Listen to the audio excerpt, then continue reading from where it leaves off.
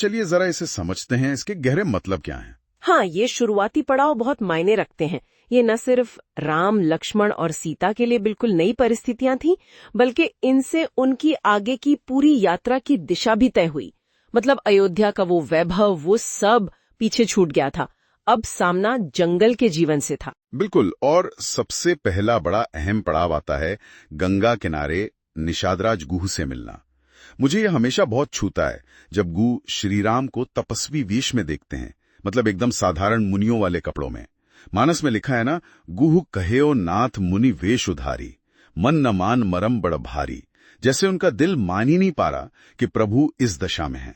सही कहा। और वो सिर्फ दुखी होकर रह नहीं जाते, वो तुरंत सेवा में लग जाते हैं। उनकी भक्ति की गहराई देखिए, वो खुद श्री राम के पैर धोते हैं, चरण पखारे, उस पानी को पीते हैं, फिर उन्हें गंगा पार कराते हैं। ये सिर्फ एक नाविक का काम नहीं था। तरिनी तट राखी गंग जलो लीन्हा, चले संगु सखी सहित निषाधामू।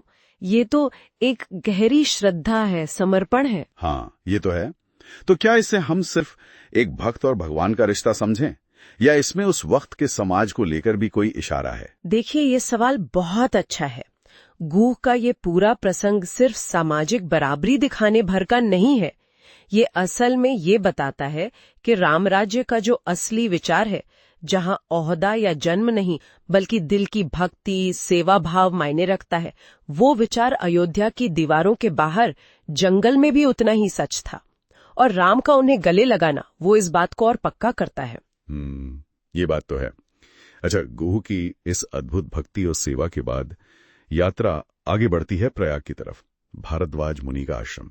वहां भी एक खास मुलाकात होती है। हाँ बिल्कुल, और ये मुलाकात भी बहुत अहम है। जैसे ही राम, लक्ष्मण और सीता आश्रम पहुंचते हैं, आए सकल चरण सिरु न आयो, तो भारद्वाज मुनि जो इतने बड़े तपस्वी और ज्ञानी हैं, वो उन्हें फौरन पहचान लेते हैं। मुनि हृदय हर्षु कह्यो पहचानी, और फिर पूरे आदर के साथ उनका स्वागत करते हैं, पैर धोते हैं, आसन देते हैं। पद पखारी आसन दीनहा पानी। यहाँ ये देखना बड़ा दिलचस्प है। एक तरफ तपस्वी का ज्ञान है, दूसरी तरफ राजधर्म निभाने वाले, भले ही वो अभी वनवास में हैं, और दोनों में एक दूसरे के लिए कितना सम्मान है।